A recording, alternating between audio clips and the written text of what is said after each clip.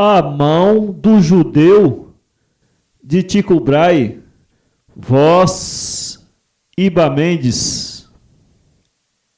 Por ocasião da guerra com os holandeses, logo que estes se apoderaram da cidade da Bahia, um rico judeu viera se estabelecer nas ruas da cidade alta. Mas somente um ano ficou a Bahia em poder dos holandeses, porque ao cabo desse tempo a cidade foi libertada pela esquadra comandada por Dom Fradique de Toledo. Os holandeses capitularam e embarcaram para a Holanda. O judeu, homem mau e pouco estimado, não foi compreendido na capitulação e resolveu partir para o Rio de Janeiro, por terra, ficando algum tempo escondido nas imediações da cidade. Reuniram seus haveres, as letras de crédito, joias e brilhantes que pusera numa guaiaca ou cinta de couro. Deixara crescer as barbas e, fingindo-se mercador, resolveu passar uns dias numa estalagem que havia às portas da cidade e que era frequentada por garimpeiros e sertanejos. O judeu tinha servido na guerra onde perdera o braço esquerdo por ocasião da luta da Holanda com a Espanha, mas como era rico, mandara fazer um braço de madeira muito perfeito e com molas no ombro, no cotovelo e até nos dedos. O defeito não era percebido facilmente, pois o braço postiço era uma peça construída e adaptada com muita habilidade. A estalagem não era bem afamada. Ao contrário, mas o suposto mercador, dizendo-se pobre e expondo à venda a sua caixa de mercadorias, passava por mascate. Alimentava-se parcamente, o que serviria para atestar sua pobreza, e depois, quando os ânimos na cidade estivessem mais calmos, compraria 2 animais, contrataria uma escolta e seguiria viagem. O judeu não queria viajar por mar, porque nessa época os corsários e piratas de todas as nações percorreram as águas brasileiras, roubando os navios mais fracos e atacando as feitorias. Melhor era viajar por terra, bem armado contra as feras e contra os índios, aliás, mais mansos, que vivem ao longo da estrada que ia do rio à Bahia, beirando o litoral. Porém o homem põe e Deus dispõe. Uma vez entraram na estalagem uns cavadores de areias diamantinas, garimpeiros que vinham dos sertões mineiros trazendo uma larga partida de diamantes. Houve grande alvoroço na taberna, então cheia de tabaréus, aventureiros e viajantes. Os garimpeiros, homens sempre armados, viajando em grupo, não tinham receio de expor as suas pedras preciosas e mostravam-nas aos olhos cobiçosos dos presentes, narrando também as peripécias da viagem através das florestas. Além das pedras, traziam muitas peles de onça-tigre do Brasil, peles gigantescas de cobra, cascos de tatu, crânios de macacos que haviam comido assados à fogueira, junto dos ranchos de palha. Traziam também sobre o lombo das mulas diversas mercadorias do sertão, periquitos, papagaios e araras, as quais faziam um barulho ensurdecedor. Todos à porfia queriam ver os diamantes, e entre eles o judeu que não se continha. Havia um diamante enorme, belo mesmo, que valeria algumas centenas de cruzados, e o holandês mau o viu, pegou-o, admirou como entendedor que eu era, já esquecido que não devia demonstrar o que era diante de tanta gente suspeita.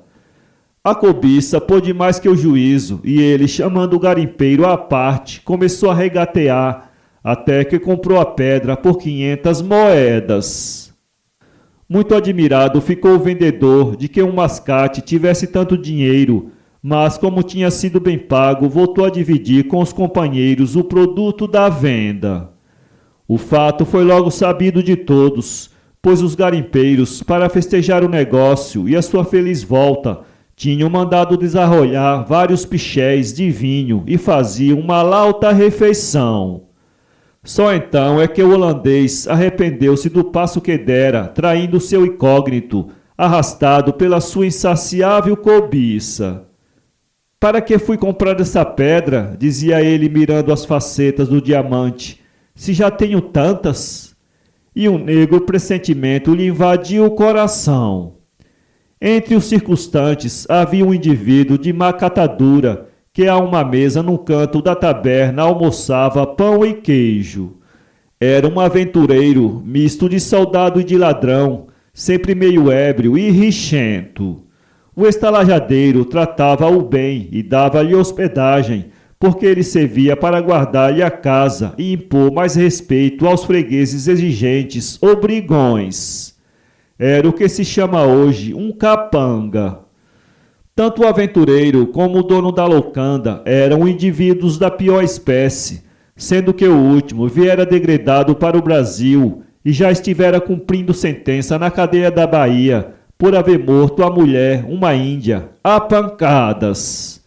O fato era verídico, mas não ficara bem provado, e como os índios não fossem considerados como gente naquele tempo, o assassino recuperou a liberdade e foi se estabelecer à beira da floresta, lugar deserto mais propício para suas façanhas. Entretanto, o judeu, receoso, decidira naquela mesma noite, pela madrugada, saltar a janela e, alcançando a estrada, chegar à cidade ao amanhecer. Quando os garimpeiros se retiraram com as suas mulas, os outros fregueses se foram também, uns recolhendo-se aos quartos da estalagem e outros para a cidade ou para o mato. O aventureiro, que se chamava Aragão, piscou os olhos para o estalajadeiro, que estava limpando o balcão, e este foi sentar-se à mesa defronte dele. Vamos jogar uma partida de dados, disse o Aragão. E enquanto se joga, conversamos. Seja, disse o estalajadeiro. Parece-me que há moro na costa, continuou Aragão. Reparaste que o tal Mascate anda com mais ouro que um galeão do Peru de Sua Majestade Filipe II? A mim já o homem não me vinha cheirando bem, tornou o outro, e parece-me que é holandês. Olhe lá que não seria mau negócio, disse o aventureiro fazendo um grosso cigarro de palha. Um holandês não é um cristão. Já não digo que se mate, mas com algum arroxo fazia-se o homem espirrar alguns dobrões, que os parece ter em quantidade, e também o diamante vendido dá como se viver honradamente. Convenho nisso, mas depois que saí da cadeia, confesso que não quero voltar. O diabo é que temos mais hóspedes, o homem pode resistir. Deixa isso comigo, ele mora no pavilhão do quintal. Quem mora ao lado é o cozinheiro e a mulher. Arranja um pretexto e manda-os amanhã de madrugada, ou melhor, hoje de noite à cidade comprar peixe ao mercado. Bem lembrado, disse o estalajadeiro, que tinha o costume de repetir as palavras. Assim ficou o pacto firmado. O Aragão foi dormir tranquilo, como se estivesse premeditado uma boa ação, e o estalajadeiro voltou ao balcão, tendo antes dado ordem ao cozinheiro e à mulher para irem de tarde à Bahia, voltando no dia seguinte com o peixe e outros víveres de que necessitava o serviço da estalagem. Anoitecera. No quarto, o judeu aguardava que a madrugada começasse a dar claridade suficiente para pular a janela e sair. Cerca das 3 horas, porém, já impaciente, o homem resolvera partir, aproveitando o claro da lua nova que surgia. Quase à mesma hora, o Aragão, tendo a faca à cintura e um maço de cordas na mão direita, foi se esconder em uma moita perto da janela. Estava aí receoso, meditando no meio de arrombar a janela, quando esta abriu-se lentamente, e ele viu o judeu galgar o peitoril e deixar-se cair na areia. Decididamente, o acaso favorecia ao projeto sinistro do bandido. Ergueu-se pé ante pé sem ser visto e postou-se noutro sítio, mais longe, dizendo: "O pássaro foge, mas há de passar por aqui." E ficou à espera. O judeu, depois de uma certa demora em reconhecer o caminho, enveredou pelo estreito carreiro, tendo na mão uma pistola carregada. Adiante, atrás de um tronco, agachado como um tigre, o Aragão esperava. No momento em que passava por diante do bandido, este saltou-lhe em cima tão rápido que o infeliz não pôde resistir nem disparar a pistola. O salteador pusera-lhe as mãos ao pescoço, apertando-o, e derrubara-o no chão, pondo-lhe o joelho no peito. Se gritas, morres! O judeu estrebuchava sob a pressão do bandido, que depois, erguendo o punhal, disse-lhe: Não grites!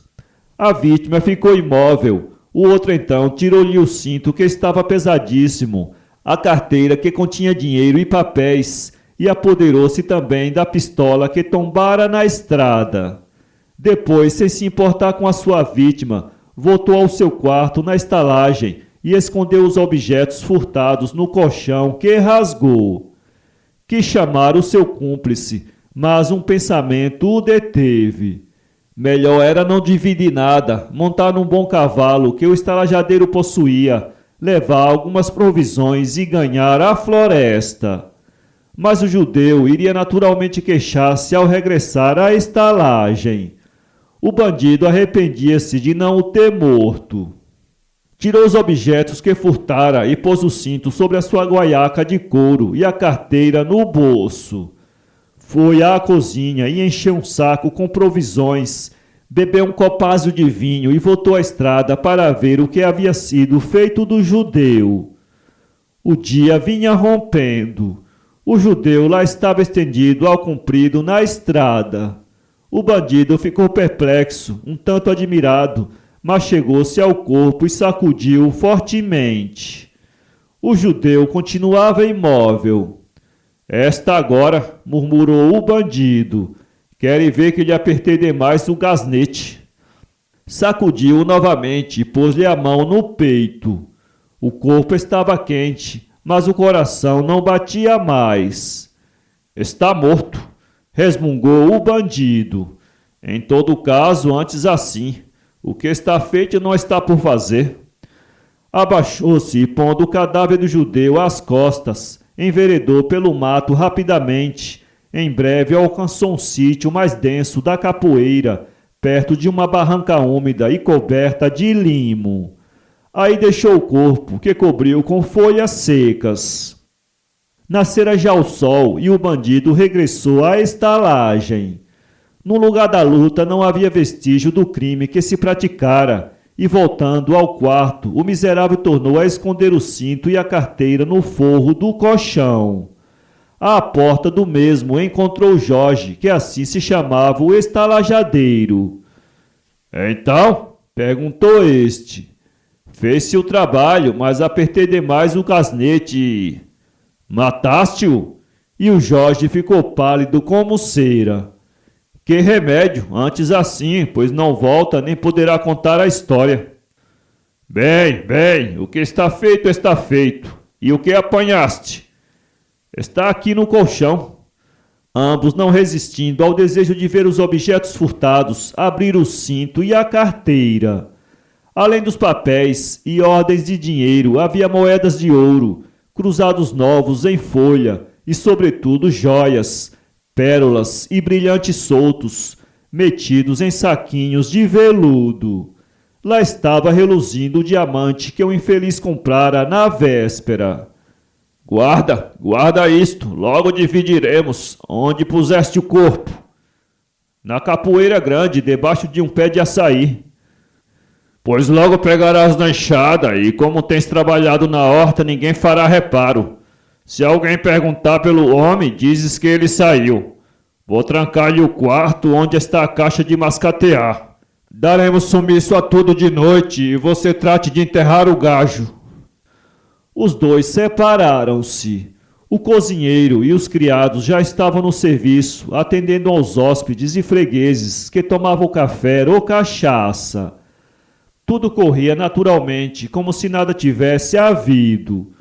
O Aragão, depois de beber um grande gole de cachaça, tomou a enxada, dizendo cinicamente: Vamos trabalhar. O bandido esteve algum tempo na horta capinando e depois dirigiu-se ao mato onde deixara a sua vítima.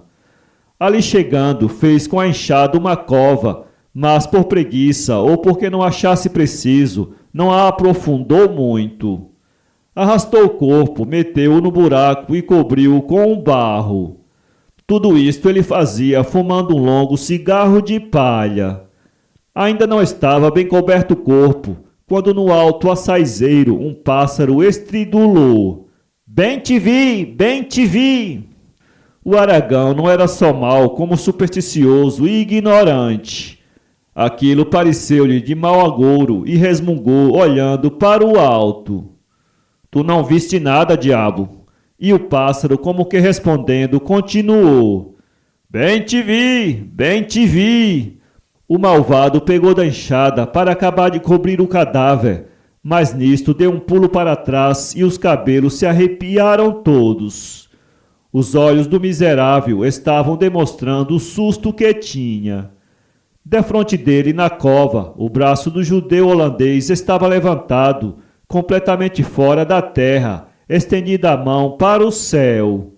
O bandido estava pasmado, mas era, como dissemos, valente.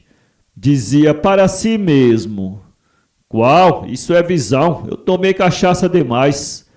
Aproximou-se então e com o cabo da enxada deu uma pancada no braço erguido da sua vítima. O braço, cedendo à pressão do golpe, abaixou-se, mas depois, como se impelido fosse por uma mola, ficou de novo hirto, com a mão espalmada, fora da cova e apontando outra vez o céu límpido e azul. O bandido, com os cabelos em pé, tornou a bater no braço, e este, apenas caído, se erguia de novo, como num protesto para Deus. Era demais para a alma ignorante do miserável. Largou a enxada, dando um grito de pavor que ecoou pelo mato afora, e numa corrida desordenada alcançou a estalagem. Aí chegando, o miserável sentou-se. Estava cansado, ofegante. O estalajadeiro acercou-se. De súbito, o bandido começou a rir e, empunhando uma faca, atirou-se aos fregueses numa fúria sanguinária. Todos correram, e entre eles o estalajadeiro. Foi preciso prender o assassino, subjugando-o à força.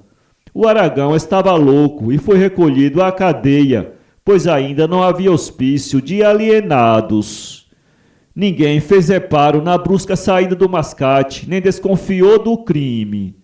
O ardiloso estalajadeiro deu sumiço às coisas que os judeus tinham no quarto e tirou do colchão do bandido o cinto e a carteira. Tranquilo, porque o seu cúmplice enlouquecera, um belo dia vendeu a estalagem e foi se estabelecer na Bahia, montando aí a primeira e mais notável hospedaria da época. Depois casou-se com uma mulher vinda do reino e passaram assim alguns meses felizes.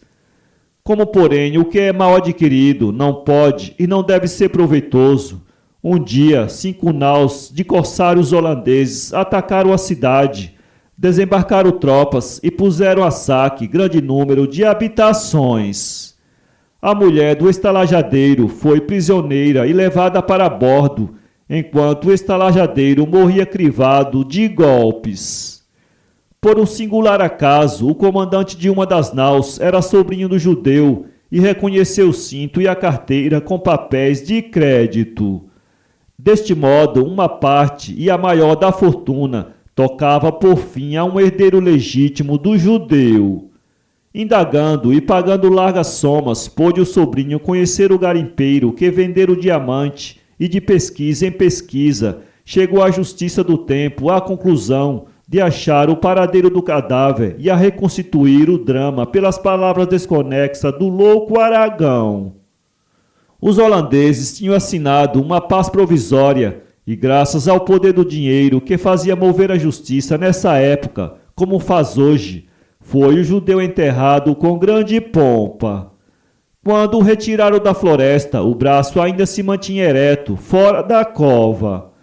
O lugar continua a ser mal assombrado, mas afinal não havia razão para isso, e devido à umidade e à ferrugem, a mola se distendera, mantendo-o duro, vertical, naquela atitude de protesto que ensandecera o espírito nebuloso e criminoso do bandido Aragão.